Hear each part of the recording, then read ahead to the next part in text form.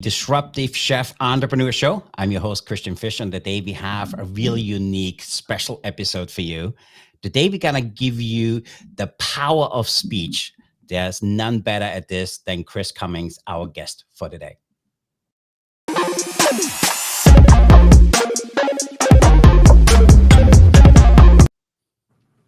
Hello, and again, my name is Christian Fischer. I'm the host of the Disruptive Chef Entrepreneur Show. And today we're going to talk about how to give chefs a voice. Chris brings a really unique perspective to this because he's going to show us that public speaking is not just for stage, that it can be a game changer for chefs to elevate your career in the culinary world and beyond. And with that, I want to welcome Chris Cummins. Christian, thanks for having me. I've been really looking forward to this conversation. Same here. So Chris, tell our listeners a little bit about what Chris does and how you came to be. How I came to be? Well, I was a career sales guy. I was selling surgical equipment, $250,000 devices to neurosurgeons and general surgeons. And I would take days off work to go give free speeches for a charity. And a mentor of mine said, let me get this straight, Chris. You're willing to earn nothing to go do this thing. You should probably monetize that. And I said, you can't make a living giving speeches. And he said, whatever you want to tell yourself. And I said, well, wait, can I? And here we are 20 years later running Cummins Media, speaking on platforms all over the world, and now helping entrepreneurs to become far better influencers using their voice on stages. Chris, you're really modest. You now a 7, soon to be 8-time TEDx speaker. Can you talk to us a little bit about it? What is that about, getting on a stage on a TEDx platform? You know, what's funny is some people have said, well, how did you land those? You must have applied to a lot. And interestingly, and I say this humbly because it's frustrating, but every single TEDx that I've applied to, I have not been invited to speak at. Mm-hmm. It's each instance has been someone on a planning committee somewhere seeing me speak at a conference or seeing me do a thing on a stage. Yeah. And they call me or email me and say, hey, we're running this event. Would you be open to speaking at this event? So it turns out that every single engagement that I've given in the last 20 years turns into more engagements, as opposed to me reaching out saying, I'm really good, honest. Yeah. Nobody buys that, right? But if they see you do a thing to an audience, and I say, do a thing because you cause a change in an audience. You really do. You cause a brain chemistry shift when you do it really well. If you cause a thing to happen for an audience, a meeting planner or a director or some person of influence will say, wow, that was refreshing. Can you come do that for our group, please? And that's how you can become far more influential. And Chris, every time you say that, it kind of brings me back. So for our listeners, Chris and I are part of a mastermind, and I had the opportunity to meet him a few months ago. And ever since that, every time we are in our mastermind meetings, I said, I need to find a way to introduce Chris into the culinary world, because in the culinary world, we so behind the scenes, and a lot of chefs are not comfortable out there speaking, not just to clients, but promote the amazing things they create on a daily basis. Chris, in your opinion, why is public speaking a powerful tool for individuals, but more so for chefs, to not just have an impact, to really tell their story and become a little bit more engaging with the people they get to connect with? Okay, so Christian, I think you're asking me, why is public speaking powerful, period? And how can it add value to chefs who maybe didn't wake up this morning thinking, I should be a speaker, right? So let me start with the first question, and that is, I learned this in this sales environment, and now I've applied it in this sort of influence and presentation environment. That is, when you have a meeting one-on-one with somebody, you build rapport, you develop trust, you share something about yourself, they share something about them. And when you and I met, for example, we met in a group setting, and then we had some one-on-one meetings. And a one-on-one meeting takes a lot of time, but it's building a relationship, right?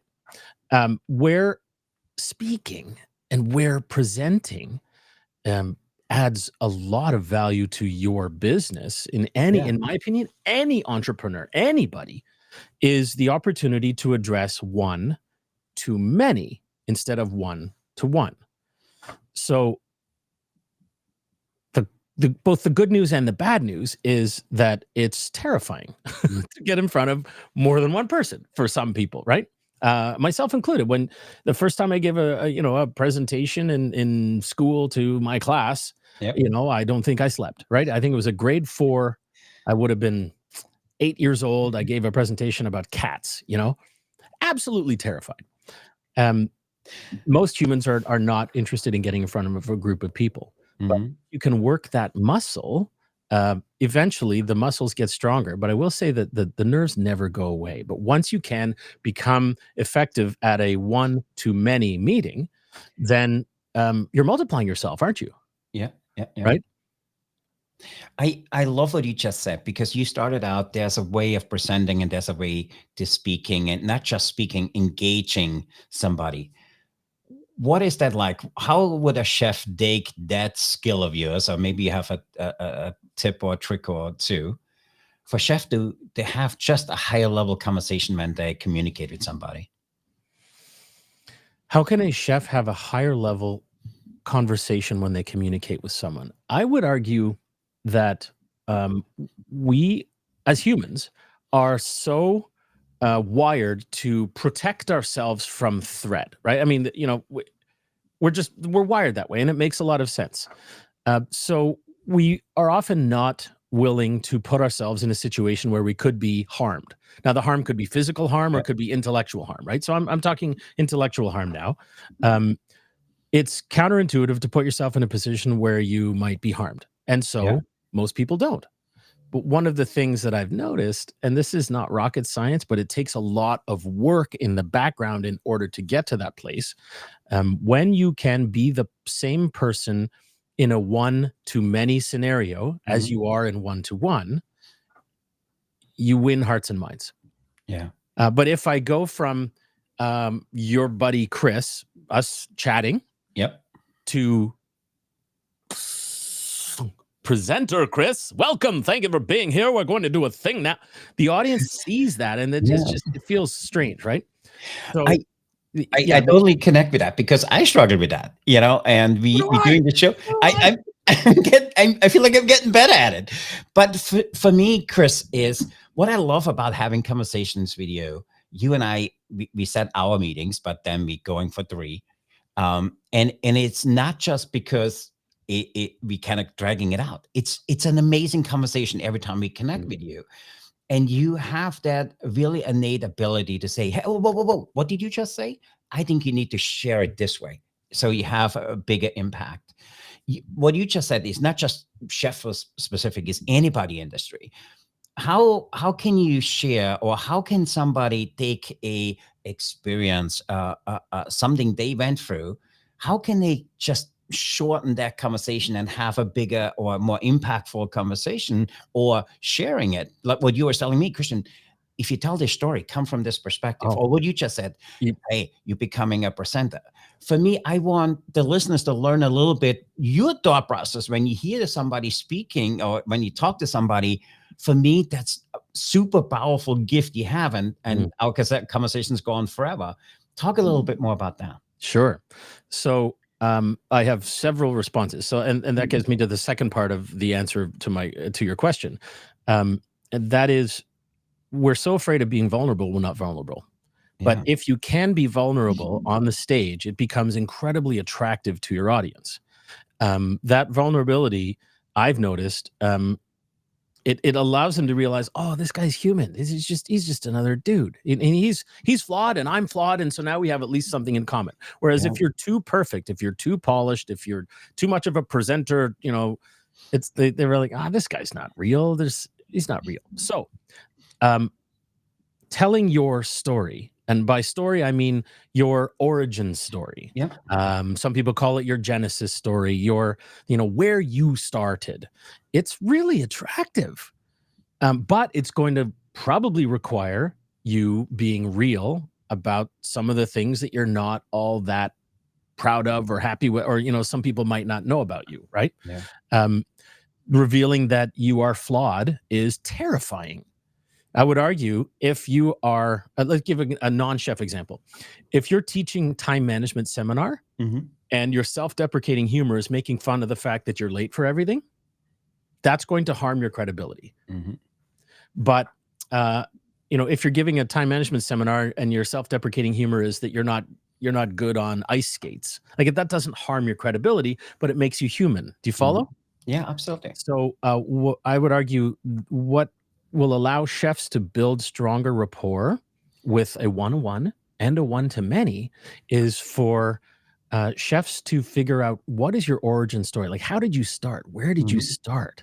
And tell us about that. Christian, I mean, my gosh, when you and I were having one of our earlier conversations and I asked you that question, how did you get started? Walk me through this, right? Yeah. And I actually have a process for drawing that out of people. You may not have noticed it was a process I was using, but I'm using this process. And when you shared certain details about your early chef years, and I said, stop. Write that down. That is gold. Like the keynote, Chris, is just like, you're gonna blow up an audience with that story. And you said, really? They care about this? And oh my gosh, yes, because it makes you very human. So I'm speaking to your listener right now. Yeah. Listener, let's figure out, and you don't even need me to do it, but let's figure out what got you into this business. Why are you a chef? Why did you pick up a skillet? What does it feel like that first time you cooked a thing and you got positive feedback from someone? Maybe the first time you got paid to prepare food. If we go there, and we can share that passion and that enthusiasm with a one-on-one or a one-to-many audience, it's attractive. It's contagious, right? When they sense that you are really enjoying what you do and they also understand your heart and your motivation for that, you just become more attractive as a person. And when you're more attractive as a person, you become more attractive as a business. And when you're more attractive as a business, you just bring in more customers and more revenue. I love that because for me, I used yesterday as an example. I said, hey, I want to record for one of our platforms. We teach chefs how to write a book in 8 weeks or less. I needed to update some of the videos. So I shot a new training videos because one of the things we're doing in our program is when we learn something new, we update the video. So if you sign into the program, you always get the latest and greatest. And my team is listening to that and just kind of editing out. I don't like what I sound like on the phone. And I don't like what I sound here on video. I don't like what I look like. Chris, you and I had a lot of conversations around that. I know chefs need to do more videos in order to reach a bigger audience. Talk to me a little bit about that, because for me, I don't like hearing myself. So I hear them playing it in the background. It's like, oh my God, they listen to my video. Oh, I get it. So this is especially applicable for camera work, but it's also applicable for on stage in front of people live in person, right? But let's talk camera work. The camera adds 10 pounds. Respectfully, it doesn't add 10 pounds. You weigh 10 pounds more than you want to. Like, it's not just the camera, that it's for real. The camera doesn't lie. The camera picks up all of the warts, right? The camera picks up all the flaws as well. So that's number one. The camera just picks up real. And you and I have a self-image that if it isn't aligned with what we see on camera, we can't stand to look at it. It causes great discomfort, right? That's visually. And then the second one is audibly. I have yet to meet a human being who likes the sound of their voice on a recording. I have yet to meet that person. That person does not exist. So I'm talking to every single person who's consuming this content right now. Like, if you say, well, if only I liked my voice. Nobody likes their voice. I can't stand my voice on recordings. Now, here's the rub, Christian. The voice that I hear and the voice that everyone in the world hears is the one you hate. But we all love you anyway. So maybe it's time to be nicer to yourself. This is really difficult work, but you just have to embrace the fact that you are who you are, and you need to be okay with it. So the only person that has this incongruous, voice to what they hear is you or me, right? The voice I hear in my head is not the voice in recordings, and it's driven me nuts for 20 years plus. You just got to let that go. And the second is you have to be okay with being flawed on camera, and you're going to hate seeing yourself on camera. I'll give you a quick story. When I first started speaking professionally, they had video cameras to help us get better. And I would argue you should always at least audio record. and maybe even video record every time you're on a Yep. stage, right? Because that's how you get better. You are your worst critic, and you'll be really hard on yourself. So I had this DVD back in the day of my first speech at this training company, and it sat in my drawer, Christian, for 2 years. I didn't have the guts to watch Chris Cummins on video. I don't want to see the guy. I hate the way he sounds. I hate how he looks. I probably sounded stupid. But it was one of the first presentations, and of course, as my friend says, the first pancake is rarely a really good pancake, right? Yeah. You just got to get the first pancake out, get the bubbles and whatever. So a speaker friend of mine sat me down and said, Cummins, we're watching your DVD. You're going to sit through the whole thing because that's how you're going to get better. And at the time, it took half a bottle of red wine to have the guts. I opened up the laptop. We put in the DVD. We hit play. 30 seconds into it, I slammed the laptop down. I went, I can't watch this moron. And he said, it was fine. Relax. So the point is, we need to be okay with not being okay. We need to be okay with the discomfort. That's the key, my friend. You're going to hate your voice forever. You're probably going to hate how you look on camera forever. But those of us who know you love you. So clearly what you're doing is working. And I would argue anybody on camera, you're going to hate yourself the first time, but you have to do it anyway. That's amazing. And for me, what kind of gets me through it, you and I had this conversation, and you told me that exactly the same thing a while ago. And I just want to get them done because hopefully I gotta get better. And for me, as we talked earlier, for me, I think we're doing better than we did on our first show. I think the audio is better. We are getting better. Incremental improvements, right? Talk to me a little bit about that. What is a tip or trick you can share with the audience, culinarian or non-culinarian, to kind of just work up the mustard, whatever you want to call it, to get your first video done? For me, my very first video, I was pacing here my whole way because I says, oh my God, they're making me do it. And there's a timeline. I need to get it done. Yeah. And for me, I put so much pressure on me that my first recording wasn't me. When I watch it back, I hopefully, I am getting better. But share with the audience a little bit. What did it look like for you? Starting out from where you were, very successful in the medical supply sales business. I mean, really successful at the top 1% of your industry, to making that shift to do something totally different. Talk to us a little bit about that. Several things. Number one, what I love the most about that job was the little trainings that I would do. You go to the operating room at 6:30 in the morning, and you do a training to 40 jaded operating room nurses on the principles of electrosurgery. And that lit me up. I love that. And these feedback, they'd come up to me and say, oh, I didn't know the 20-year-old kid in a suit, what he was going to teach me about the operating room. I didn't already know. And then afterward, they say, that was the best in-service I've seen in my career. That was so engaging. And so I loved doing that. Right. But earning a living, like, I didn't know that was possible. And it's interesting. When I first finished school, I went and saw a speaker. His name was Jared Jones.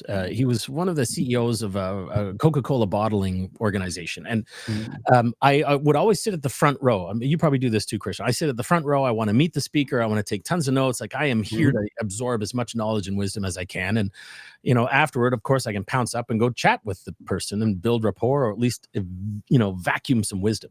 And so I said, Mr. Jones, what a treat to see you speak. Thank you. I'm new in my career. I've just finished school. What piece of advice would you give me that you think would have helped you and could probably help me in my career? And he didn't pause. Like, he jumped right away. He said, Chris, every single opportunity you get to push yourself outside of your comfort zone, do it. Because that's the only time we ever grow. I love that. So share with us a little bit. What was that experience like? Because for us, with our platform, with the Disruptive Chef, is we want to push chefs out of their comfort zones, because we honestly believe every chef has a skill, a technique, a gift, or something they're passionate about, they need to share with the world. I use the example. We have in our book writing course, we have a young lady which writes a book about how to live with type 2 diabetes. And she says, I don't know if I want to write it. I'm struggling with it. What are people going to think? I'm not a medical expert. And for me, I look at it, how dare you not write that book? Because you probably have some skills in there which can give somebody a much better quality of life, maybe even extend their life expectancy another 5-10 years. How dare you not write that book? So if I want to hear this from you and share with our audience, how do you work through this? How do you, or what was it like for you? And what is some words of wisdom you have for our listeners to help them over that hump? So we might not be prepared for this, but I'm just going to try anyway. Yeah. I'm going to share my document camera here, and I want to draw something. So I have a pen, right? Yeah. This is my pen here. I'm just going to draw over here. So what Jared Jones was saying was, you and I, we have a comfort zone, right? And we're in the comfort zone, and our blood pressure is low, our pulse is low, things are fine. And then something nudges you, whatever it is, something nudges you over here, and you're in this discomfort. I'm uncomfortable. And we'll spend a lot of energy and effort to get back into the comfort zone and just calm down. But eventually, like, the comfort zone grows a little bit as you tried other things, right? The comfort zone gets a little bit bigger, and we're here now, and things are feeling comfortable. But then something nudges us over here, and we have this feeling of discomfort. My friend, so many humans, we spend so much time and effort pushing ourselves back into that comfort zone because that's when we calm down and we feel safe again. But what Jared Jones was saying is that this is where we grow. This is where the magic happens. And yet we will often, we get here and we say, oh, I have to get back here. We find ourselves over here. No, I better get back into the comfort zone. So what I learned from him was every opportunity you get to push yourself beyond this border, do it, because that's when you grow. And you're going to grow here, you're going to grow over here, and then your comfort zone gets even larger, right? And I remember the first time I spoke to 100 people, I freaked out. And then I was fine with 100. And then you speak to 250 people, freaked out. And then you speak to 500 people, you don't sleep for 3 days. And then, then you speak to 3,500 people and you're panicked. But once you've done it, that's my new comfort zone, right? So Jared Jones, this dude from Coca-Cola, he said, Chris, every opportunity you get to push yourself beyond your comfort zone, do it. That's when you grow. He said, what's something you want to do in your career? And I always knew I kind of wanted to be a speaker, even though I was a sales dude at the time, right? Yeah. And he said, okay, you want to be a speaker? Here's what you got to do. Any opportunity someone gives you to speak on a microphone, no matter how terrified you get, I want you to do it. And I want you to look me in the eye, promise me you're going to say yes to that, no matter how your brain says, I'm not ready, I can't do it yet. Just turn that noise off and go do it anyway, no matter how terrified you are. Can you promise me you will do that? And I looked at him, Christian, and I said to myself, I said, well, I'm never going to see this dude again. So sure, I can promise that. I would argue, it might have been like 3-4 days later, I get this phone call from a friend of mine who said, hey, Chris, we went to college together, and they said, hey, you gave some speeches when we were at college, and you're quite good, and we enjoy your humor, and so we've had a cancellation. I wonder, could you step in a few days? Could you come speak at our thing? Immediate fear. Do you know what I'm talking about? Like, just panic, right? And I can hear Jared Jones saying, you got to say yes, Cummins, you promised me, right? I could hear that in my brain. And I thought, I guess I can say yes. And then I said, how many people are going to be there? She said 1,200 or 1,500, something like that. And immediately the fear just it came up here. And I was in sheer terror, fight or flight, heart rate pounding. And I thought to myself, I'm not ready. I can't. So I said, no. Hung up the phone. And I thought to myself, what are you doing, buddy? Like, you've just been nudged here. This is where the growth happens. Like, what are you doing, Chris? So I phoned them back and said, okay, you know what? I'm in. Are you kidding? You can do it? Yeah. You just made my day. Thank you so much. I spent 3 or 4 days not sleeping. I was in sheer terror and panic. But my gosh, you get up there and you do the thing that makes you afraid. You build muscle, Christian. That first time you do video, it sucks and you hate it, but you build a bit of muscle. Then you get 10 pounds, you build a bit of muscle. Then you get 25 pounds, you build a bit. Now 35 pounds doesn't feel like much when 10 pounds felt like a lot years ago. So pushing yourself beyond that zone where you feel super comfortable is where the growth happens. And you have to be okay with the fact that you're going to hate your voice. You're going to hate how you look on camera, but you've made it this far in your life and people seem to like you. So maybe just turn the camera on and ignore that negative feedback from yourself. I love that. And to our listeners, I heard Chris tell something similar to somebody in our mastermind group. And for me, I kept looking, is he talking to me? Is he, because you spoke so to me, because that's me. Mm. And first off, I hope the listeners know or see now why I feel everybody needs a Chris Cummins. And by the way, I wore my NASA shirt for him today because he's out of this world. The way he looks at things, That's he fun. makes it sound so simple. So if you haven't done so, please write down chriscummins.com. Check it out. I think you need to follow him, what he does. And I also want to share something with the audience. Chris is the guy which said, Christian, what you have created, you need to put a program together and teach people exactly that. Mm-hmm. And we said yes. And then he says, no, we got to do it soon. So now next month on January 4th, we starting what we call the Choice Maker Blueprint, where we have a 5-day challenge. And in a 5-day challenge, we teach chefs exactly that, how they can just look at what they're really good at and defining their why. And then we're going to help them to really bring out what is their superpower. How can they bring it all together? And then we have a really special guest. His name is Chris Cummins. So if you know all of that, you need to find a way to tell that story. And Chris is going to be there. So if you guys are free on January 4th of next year, sign up for our program. And we have the link in our program, because there's nobody better at this than Chris. And I want to bring Chris to the culinary world, because there's very few people in our industry I have learned and met which can do what Chris can do. So Chris, I'm super excited to be able to kind of give this little nugget that we're going to work together on that. So Chris, again, you had all of this. You started this platform and you started your own speaking engagement. You always tell that story. You're seeing some increments, but you never really out of the gate hit the success you wanted. And now you soon to be 8-time TEDx speaker.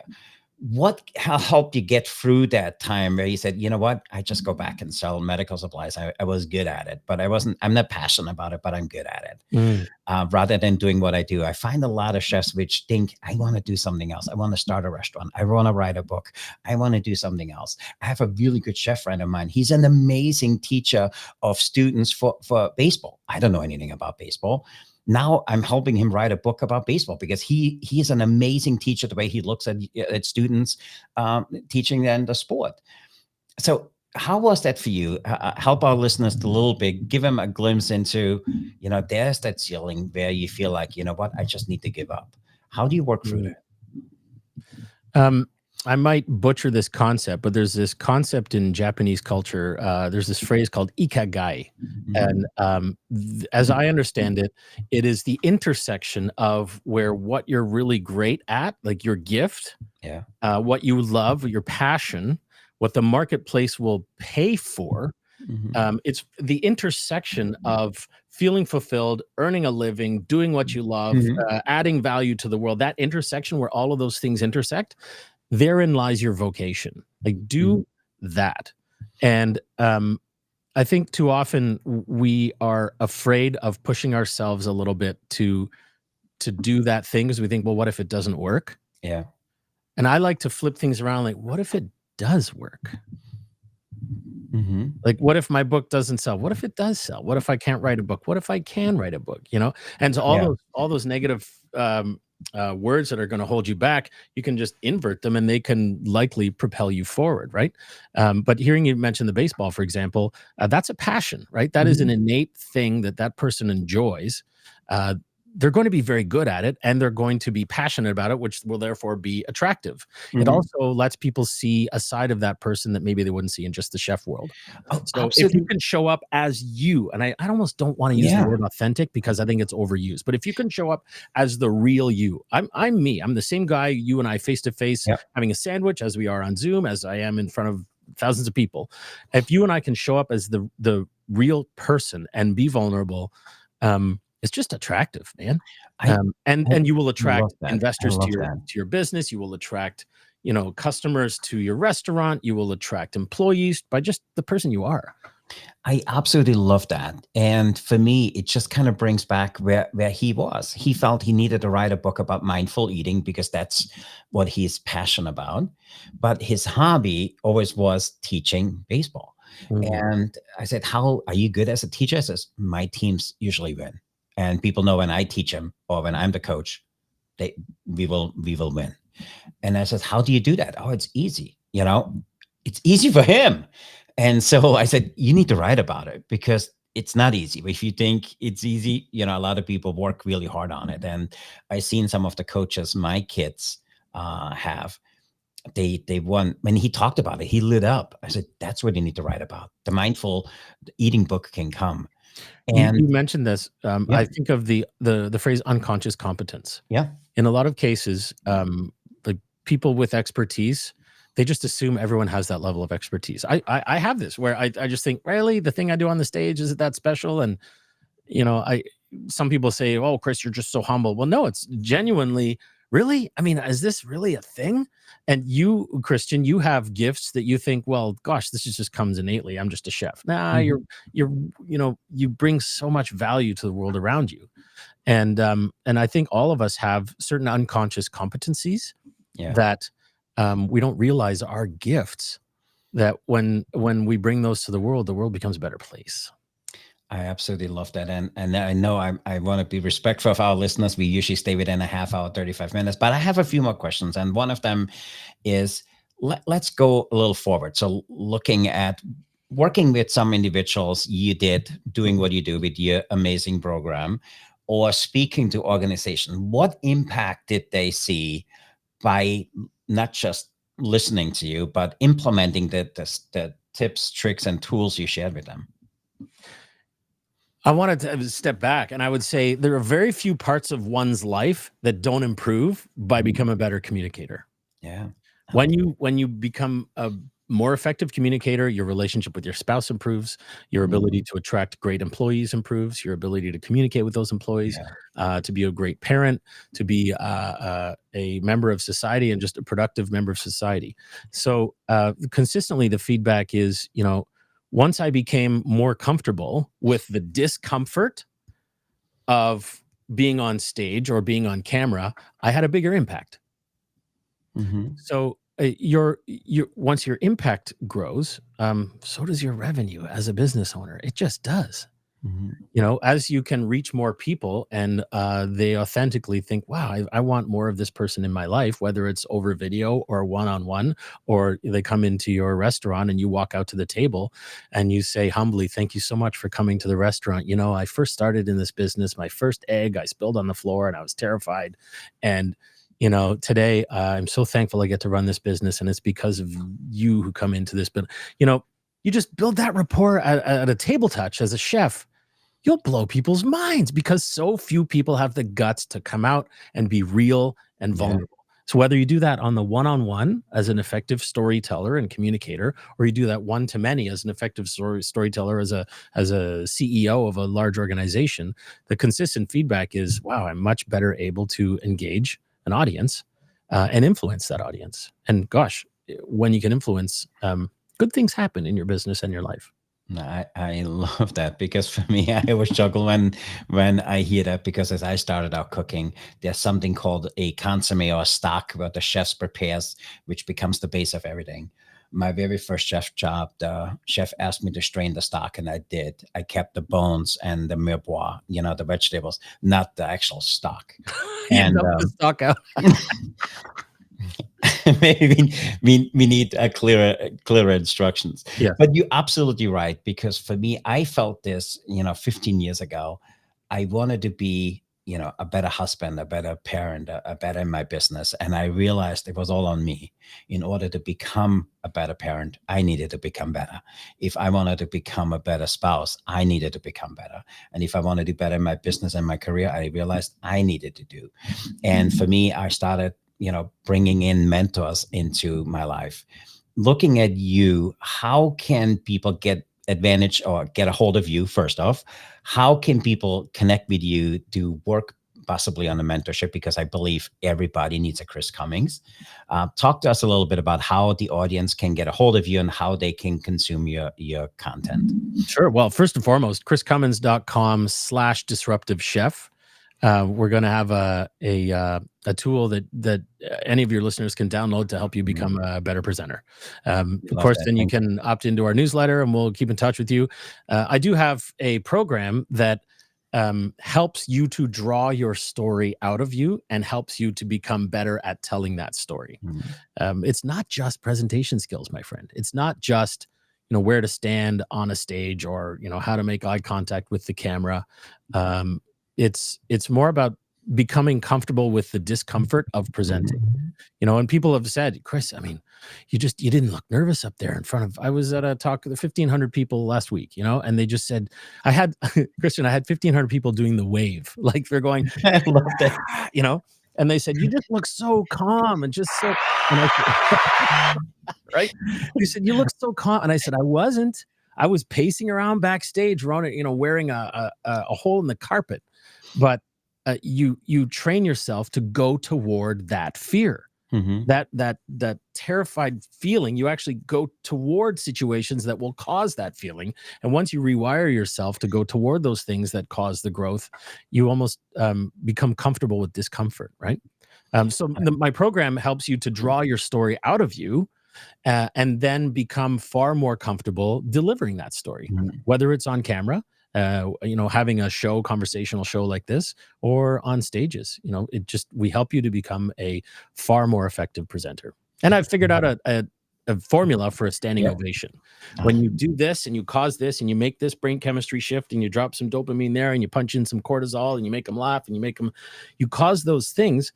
I can't guarantee a standing ovation to any of my clients, but they happen more often when I do those things in order, and people seem to enjoy learning those. I absolutely love that. So my last question for you is, what was a disruptive system or something you implemented to become that 8-time or soon to be 8-time TEDx talker? What disruptive actions did you take?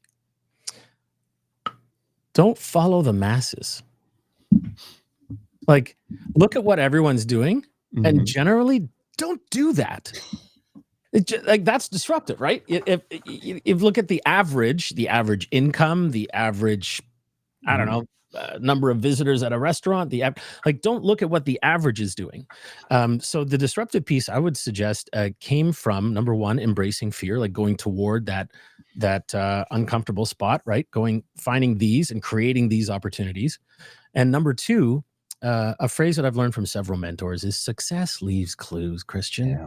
Success leaves clues. Let's figure out what the people at the top of their game, at the top of their industry are doing, and then let's emulate them. And if they're willing to share their ideas, all the better, right? So the most disruptive thing I would say is I'm not doing the things that a lot of speakers are doing. I love that. And I hope the listeners know now why we brought you on.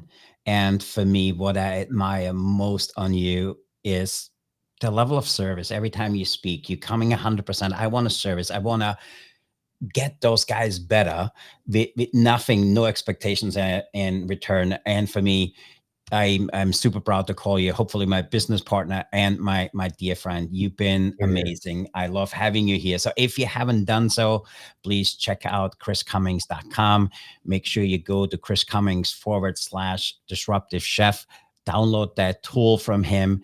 Until the next time, remember to disrupt the kitchen, fire up your career, stay hungry for change. I'm Christian, your disruptive chef entrepreneur. I'm signing off. Be the change, be the challenge, and set the world on fire. Until our next meeting. Thanks, everybody.